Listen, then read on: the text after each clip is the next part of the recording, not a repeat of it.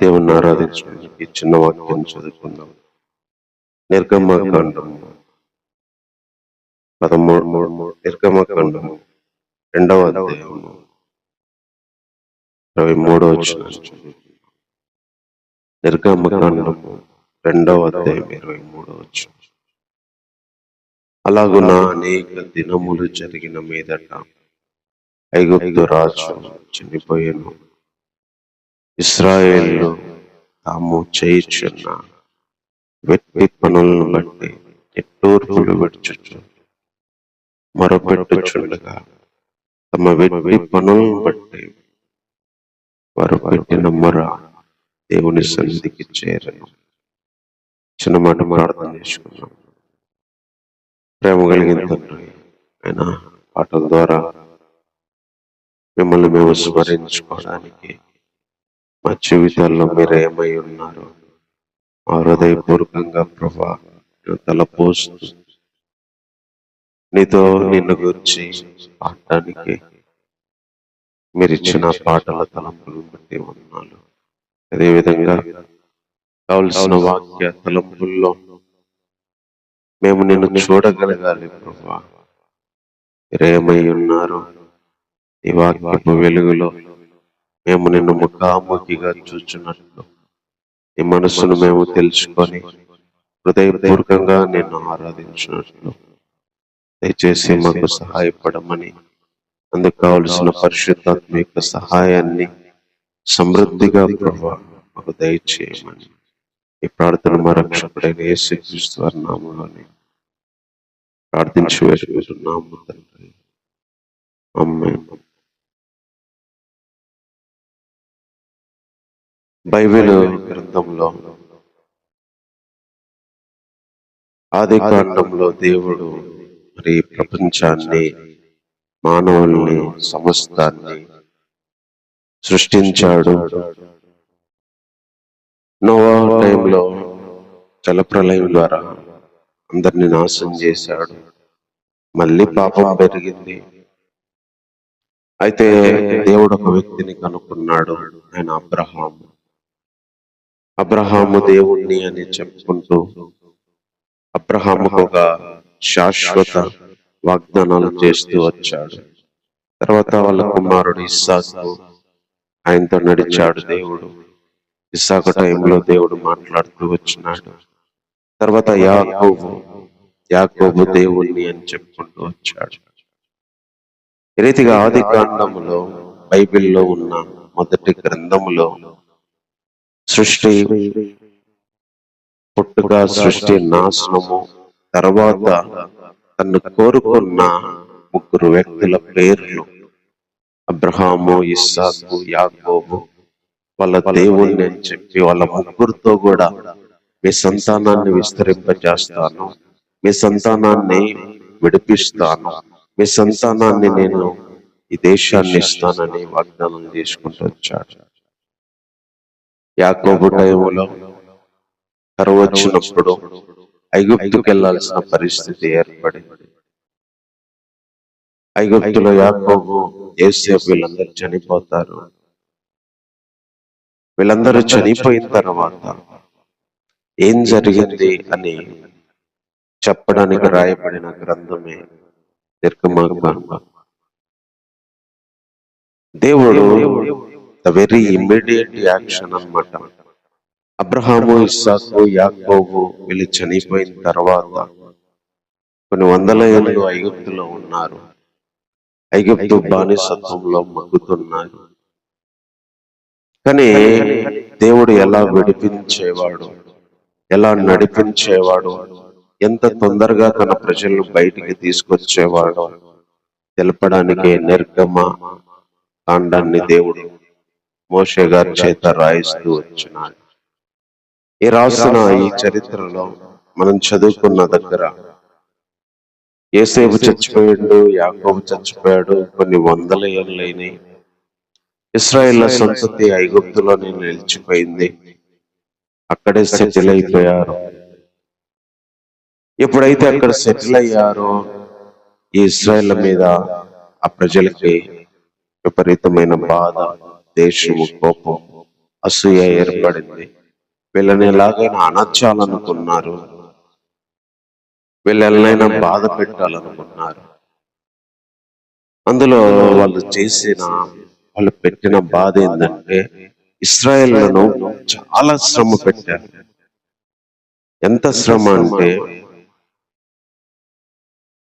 1వ అధ్యాయం 11వ వచనంలో వారిని పెట్టిన భారాల్లో వారిని శ్రమ పెట్టడానికి వాళ్ళకు ఒక పట్టణాన్ని కట్టమని చెప్పి వాళ్ళ మీద ఒత్తిడి తెచ్చారు. తర్వాత వాళ్ళు ఎంత శ్రమ పెట్టారో అంత వీళ్ళు ప్రబలుతూ వచ్చారు. అప్పుడు కఠినంగా సేవ చేయించుకున్నారంట.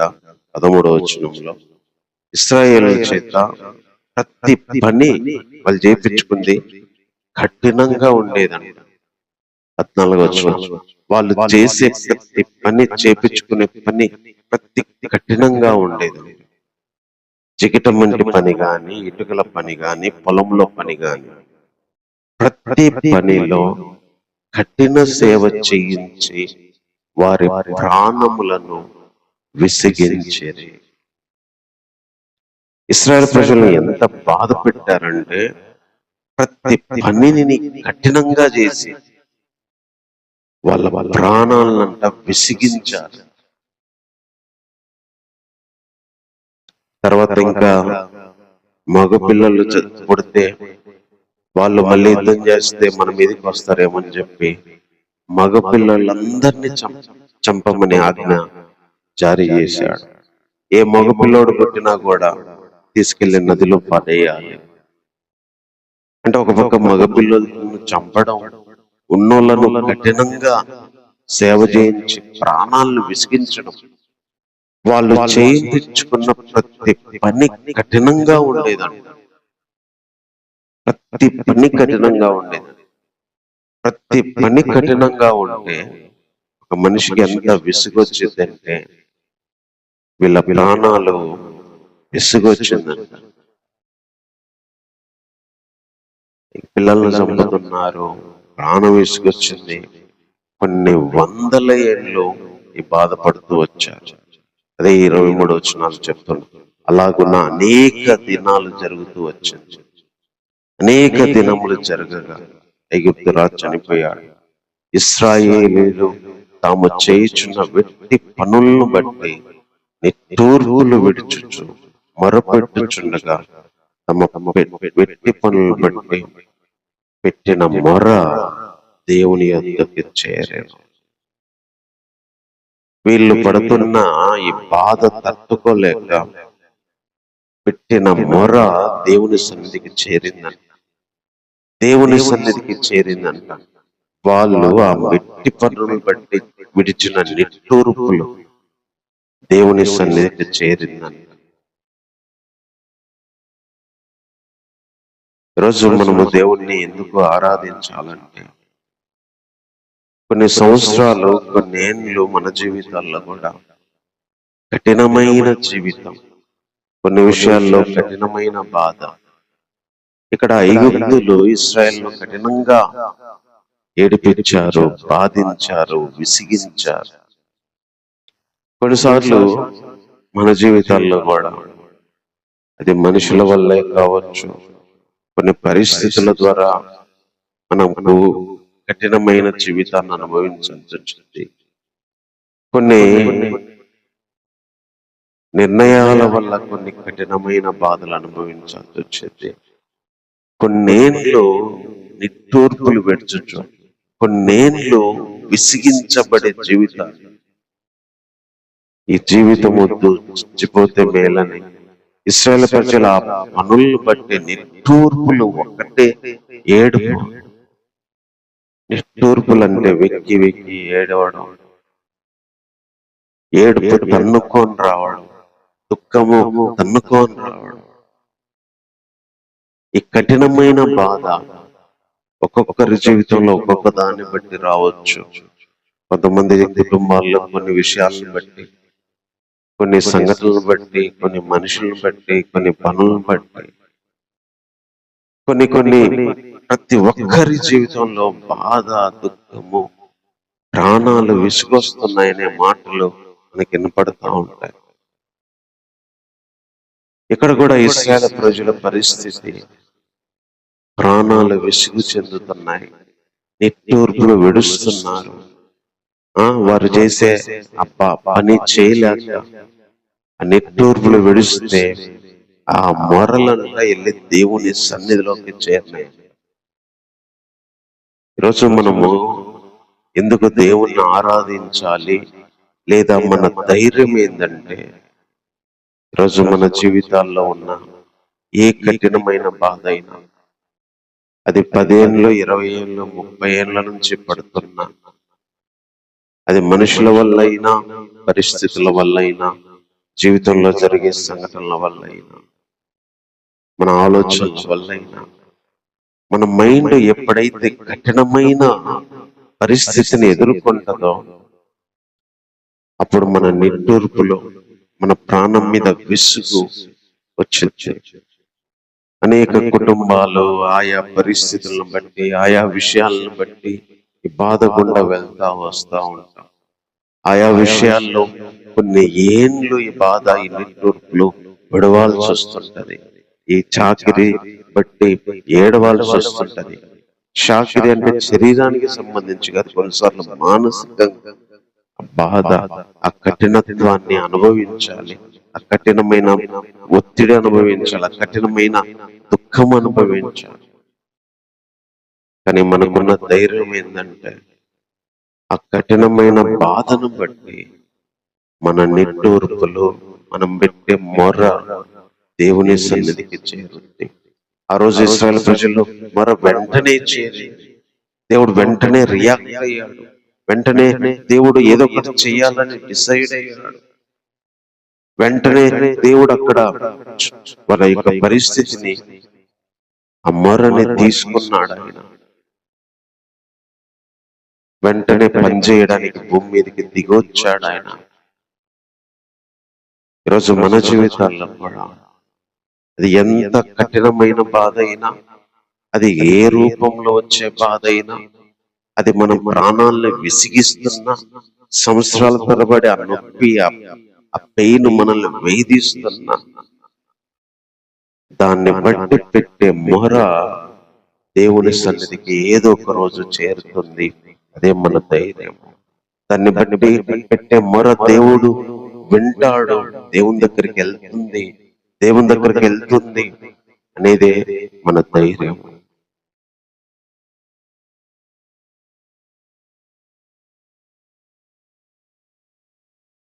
ఇక్కడ దేవుడు ఇశ్రాయేళ్ల మొరను విన్నాడంట. 3వ అధ్యాయం 9వ వచనంలో కూడా అంటాడు, ఇశ్రాయేళ్ల మొర నిజముగా నా యొద్దకు చేరింది. వాళ్ళ మొరలు నా దగ్గరికి వచ్చినాయి.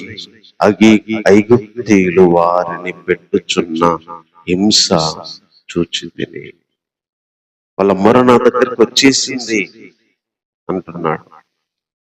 ఈరోజు మనం చేసే ప్రార్థన, దేవుని దగ్గర ఏడ్చిన ఏడుపు, కన్నీళ్లు, నిట్టూర్పు, దుఃఖము దేవుని దగ్గరికి చేరిద్ది. నిజంగా దేవుని దగ్గరికి చేరిద్ది అని దేవుడే చెప్తున్నాడు ఇశ్రాయేలు ప్రజలకి. అందుకనే ఎంత కఠినమైన దాని గురించి మనం ఎన్నేళ్ళు దాన్ని బట్టి ఏడుస్తూ, లాక్కుంటూ, పోరాడుతూ వస్తున్నామో, దాని విషయంలో మన నిట్టూర్పులు దేవుని సన్నిధికి చేరుతాయి. తర్వాత 24వ వచనంలో ఇంకొక మాట చెప్తున్నాడు, కాగా దేవుడు వారి మూలుగును విని అబ్రహాము, ఇస్సాకు, యాకోబులతో తాను చేసిన నిబంధన జ్ఞాపకము చేసుకొనెను. వీళ్ళ బాధ చాలా భయంకరమైనది. ఇక్కడ ఏడుపు కంటే మించింది వీళ్ళ బాధ. నిట్టూర్పులు అంటే ఏడుపు కంటే మించింది. మూలుగులు అంటే ఏడుపు కంటే మించింది. నిట్టూర్పులు దేవుని సన్నిధికి చేరినాయి. ఇక్కడ రెండో విషయం ఏం చెప్తున్నాడంటే, వాళ్ళ మూలుగులు విని, మూలుగుతాం మనం, బాధ కఠినమైపోయి చాతగా అన్నప్పుడు మూలిగే మూలుగులు మనకు తెలుసు, మా అని. అంటే ఎట్లా మూలుగుతామంటే, ఆ మూలిగేటప్పుడు అనుభవించే బాధ మూలుగులు రప్పిస్తుంది. మూలుగులు ఏడుపు కంటే ఎక్కువ బాధ కలిగించినప్పుడు వచ్చే పరిస్థితి. మూలుగడం అనేది ఇక బాధ తట్టుకోలేము, కఠినత్వాన్ని తట్టుకోలేము, చాతగాదు అనేటప్పుడు మూలుగుతాం. ఏడుపుకు మించింది ఇది. దేవుడంట వాళ్ళ మూలుగులు విని దేవుడు అబ్రహాము, ఇస్సాకుకు, యాకోబుకు చెప్పిన నిబంధన జ్ఞాపకం చేసుకున్నాడంట. జ్ఞాపకం చేసుకొని ఇశ్రాయేలు ప్రజలను విడిపించడానికి దేవుడి దిగి వచ్చాడంట. జ్ఞాపకం చేసుకునే దేవుడు, మూలుగులను చూసి దేవుడు చేసిన నిబంధన జ్ఞాపకం చేసుకునే దేవుడు. ఈరోజు మన మూలుగులు కూడా విని దేవుడు యేసుక్రీస్తులో మనకు కొత్త నిబంధన చేశాడు. పాప క్షమాపణ ఉంది యేసుక్రీస్తు ద్వారా, రక్షణ ఉంది యేసుక్రీస్తు ద్వారా, పరిశుద్ధాత్మను గూర్చిన వాగ్దానం ఉంది, నిత్య జీవం ఉంది, తండ్రితో పాటు మరి తిరిగి లేచి ఉండబోయే ఆ గొప్ప అవకాశం ఉంది. ఈరోజు యేసుక్రీస్తు మనకు చేసిన ఆ కొత్త నిబంధనను బట్టి దేవుడు మనల్ని ప్రేమిస్తాడు, దేవుడు మనల్ని చేర్చుకుంటాడు, దేవుడు మనల్ని తిరిగి లేపుతాడు. ఇక్కడ ఇశ్రాయేలు మూలుగులు విని అబ్రహాము, ఇస్సాకు చెప్పిన నిబంధన జ్ఞాపకం చేసుకుంటేనే ఈరోజు మన జీవితాల యొక్క మూలుగులు విని తన కుమారునితోనే వాగ్దానం చేశాడు, తన కుమారుని ద్వారా వాగ్దానం చేశాడు, తన కుమారుని రక్తాన్ని బట్టి నిబంధన చేశాడు. ఇది కొత్త నిబంధన వలనైనా నా శరీరం అన్నాడు, రక్తం అన్నాడు. ఈరోజు యేసుక్రీస్తు యొక్క నిబంధన రక్తాన్ని బట్టి, యేసుక్రీస్తు ద్వారా ఆయన ప్రేమ చూపించడం, యేసుక్రీస్తు ద్వారా ఆయన జాలి చూపించడం, యేసుక్రీస్తు ద్వారా ఆయన కనికరం చూపించడం, యేసుక్రీస్తును బట్టి మనల్ని చేర్చుకుంటాడు. అందుకని కొత్త నిబంధనలో ఎంతో మంది ఎన్నోసార్లు తప్పిపోయినా, ఎన్నోసార్లు పడిపోయినా వాళ్ళని చేరదీసుకుంటూ వచ్చాడు ప్రభు, లేపుతూ తిరిగి నిలబెడుతూ వచ్చాడు. ఎలాంటి వ్యక్తులైన నరహంతకులైన వారిని కూడా మార్చుకొని తన సేవ చేయించుకుంటూ వచ్చాడు.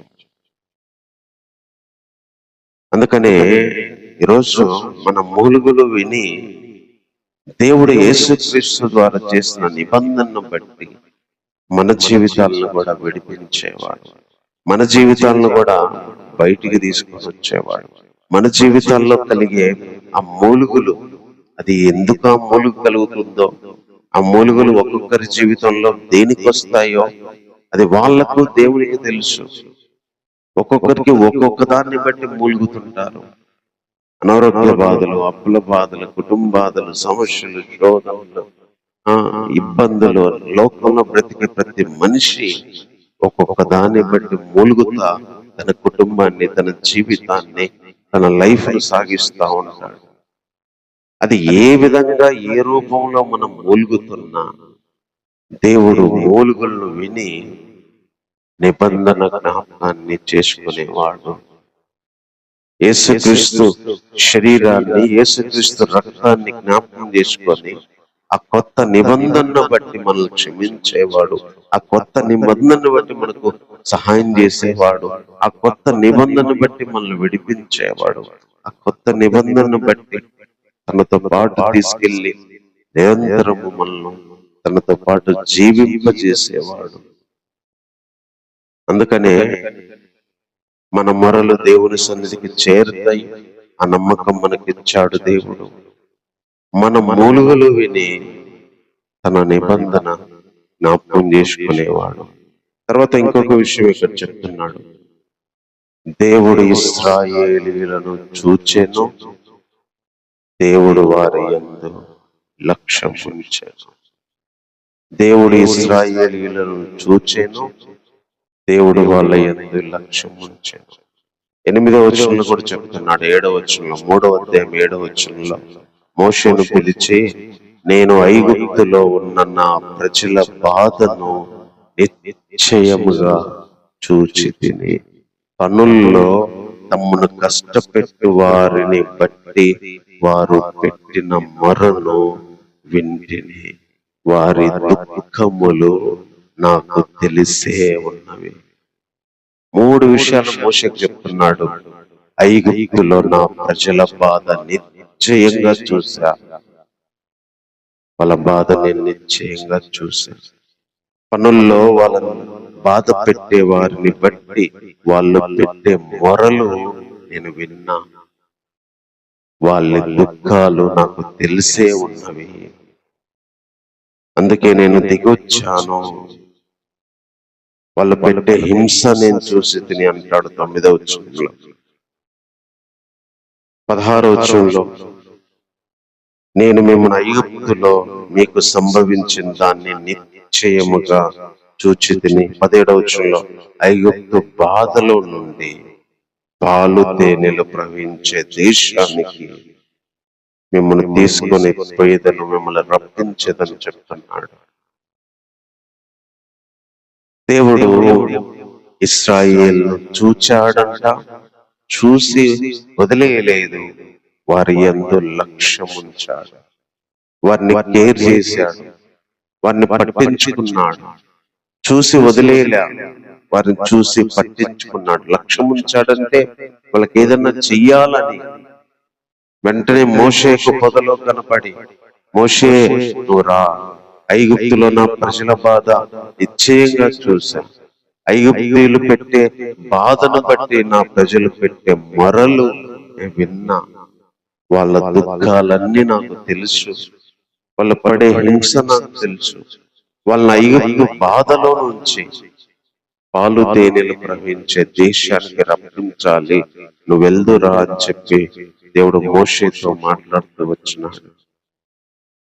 దేవుడు అలా చూశాడు. వెంటనే వాళ్ళు విడిపించడానికి దేవుడు ప్రయత్నాలు మొదలు పెట్టాడు. మోషేను పంపించడానికి దేవుడు భూమి మీదకి వచ్చి అగ్నిలో కనపడి మోషేతో మాట్లాడుతూ వచ్చినాడు. మనకున్న ధైర్యము ఏంటంటే దేవుడు చూచేవాడు. అల్టిమేట్ ట్రూత్ ఇది అన్నమాట.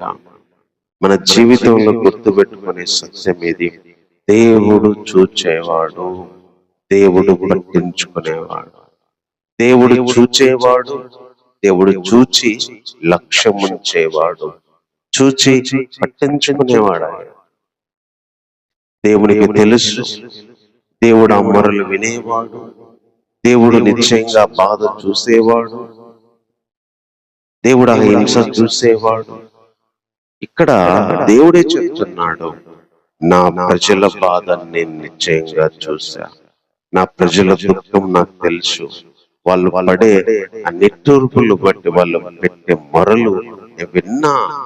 వాళ్ళు ఏమేమి ఎందుకు ఏడుస్తూ మొరపెడుతున్నారో నాకు తెలుసు, వాళ్ళకు కలిగే హింస నాకు తెలుసు, వాళ్ళకి కలిగే కన్నీళ్లు నాకు తెలుసు.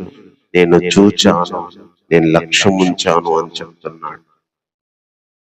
ఈరోజు దేవుడు మనల్ని చూచేవాడు, దేవుడు మన బాధ చూసేవాడు, దేవుడు మన దుఃఖం చూసేవాడు. ఆ దుఃఖాన్ని పట్టి పెట్టే ప్రతి మాట వినేవాడు, ఆ మొరలు వినేవాడు. ఈరోజు ఒక్కొక్కరి జీవితంలో ఒక్కొక్క దాన్ని బట్టి దుఃఖము, ఒక్కొక్క దాన్ని బట్టి బాధ, ఒక్కొక్క దాన్ని బట్టి హింస అనుభవించాడు. అని దేవుడు చూచి బైబిల్ 2వ గ్రంథములోనే తన ప్రజల బాధను 430 సంవత్సరాలంట. మన జీవితంలో అట్లు ఇటు వేసుకున్న 20, 30, 40, 50 ఏళ్ళ బాధ ఉండదు. 400 సంవత్సరాల బాధ, బానిసత్వం, మూలుగులు, నిట్టూర్పుల నుంచి దేవుడు వాళ్ళని విడిపించాడు, దేవుళ్ళను బయటికి తీసుకొచ్చాడు.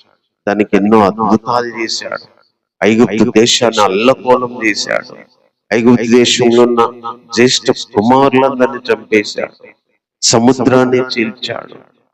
ఎంత కార్యాలు చేశాడంటే దేవుడు చూపిన మహత్కార్యాలు, అద్భుత క్రియలు, తన ప్రజల బాధ చూసి, కన్నీళ్లు చూసి వాళ్ళు బయటికి తీసుకురావడానికి చేసిన కార్యాలు, ప్రయత్నాలు ఎప్పుడు జరగల చరిత్రలో. అలాంటి కార్యాలు చేసి సముద్రాన్ని చీల్చి, శత్రువులను అందులో ముంచి తన ప్రజలను బయటికి తీసుకొచ్చాడు. పాలు తేనెలు ప్రవహించే దేశం ఇచ్చి, ఒక్కొక్కరికి ఎంత రావాలో స్వాస్థ్యాన్ని కొలిచి అప్పగించి, ఇల్లు, భూములు, పొలాలు, మందిరము ఎన్ని ఇచ్చాడు దేవుడు. ఈరోజు బానిస బతుకు, కఠిన బతుకు, దుఃఖ బతుకు కొన్నేళ్ళు మన జీవితాల్లో ఉండొచ్చు.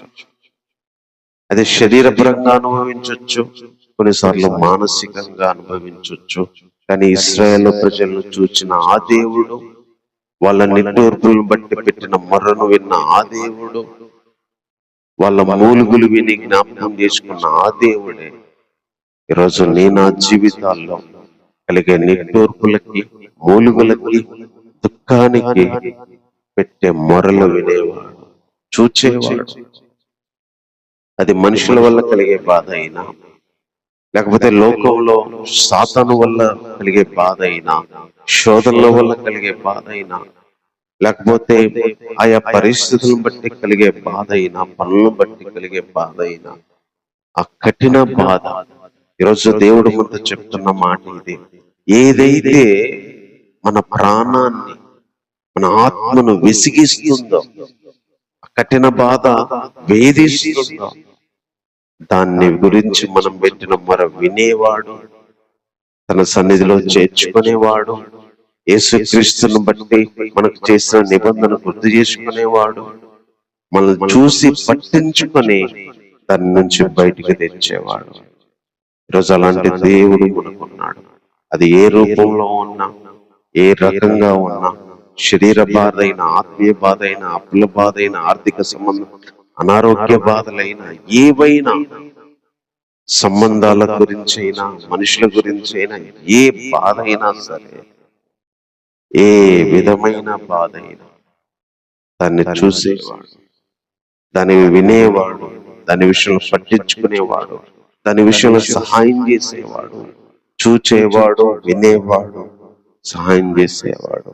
ఈరోజు మనం ఆరాధించడానికి వచ్చిన దేవుడు, ప్రాణాలు విసిగంత బాధలో నుంచి దేవుడు విడిపించాడు. ఆది కాండం తర్వాత నిర్గమకాండంలోనే దేవుడు తను విడిపించే ఆ ప్రక్రియ అంతయు రాయబడింది. ఈరోజు మన జీవితాల్లో విడిపించడానికి దేవుడు సిద్ధంగా ఉంటాడు. విడిపించడానికి అద్భుతాలు చేయగలడు, ఆశ్చర్యకార్యాలు చేయగలడు, సృష్టిని ఆపగలడు, సృష్టిని తెరవగలడు, ముయ్యగలడు, మనుషులను మార్చగలడు, మనుషులను కంట్రోల్ చేయగలడు, పరిస్థితులను మార్చగలడు, పరిస్థితులను కంట్రోల్ చేయగలడు. ఫరోను కంట్రోల్ చేసిండు, సముద్రాన్ని కంట్రోల్ చేసిండు, మేఘాలను కంట్రోల్ చేశాడు. దేవుడు ఏదైనా తన కంట్రోల్లోకి తీసుకురాగలడు, తన ప్రజలకు సహాయం చేయడానికి, తన ప్రజలను విడిపించడానికి, తన ప్రజల దుఃఖాన్ని, నిట్టూర్పులను, మూలుగులను తీసివేసి వాళ్ళని బయటికి తేవడానికైనా ఏ అధికారాన్నైనా ఉపయోగించగలడు. అలాంటి సర్వశక్తి కలిగిన దేవుడు ఈరోజు మనం ఆరాధించడానికి వచ్చిన దేవుడు. ఇలాంటి దేవుడు ఉన్నాడు. మనం మరలా ఆయన దగ్గరికి వెళ్తాయి, మూలుగులు విని ఆయన జ్ఞాపకం చేసుకుంటాడు, చూచి ఆయన పట్టించుకుంటాడు. అది ఎంత కఠినంగా మన ప్రాణాల్ని, శరీరాల్ని విసిగించే బాధ అయినా ఆయన చూస్తాడు. కాబట్టి మాటలను బట్టి కొద్ది నిమిషాలు దేవుణ్ణి ఆరాధన చేద్దాం. ఈరోజు ఇలాంటి దేవుడు మనకు ఉన్నాడు. ఇంత అద్భుతమైన దేవుడు, ఇంత ప్రేమ కలిగిన దేవుడు, ఇంత కనికరం కలిగిన దేవుడు. ప్రతి దానిలో బాధే వాళ్ళకి, ప్రతి పనిలో కఠినంగా వాళ్ళు బాధపడ్డారు. ఆ కఠిన సేవ చేయలేక విసిగారు.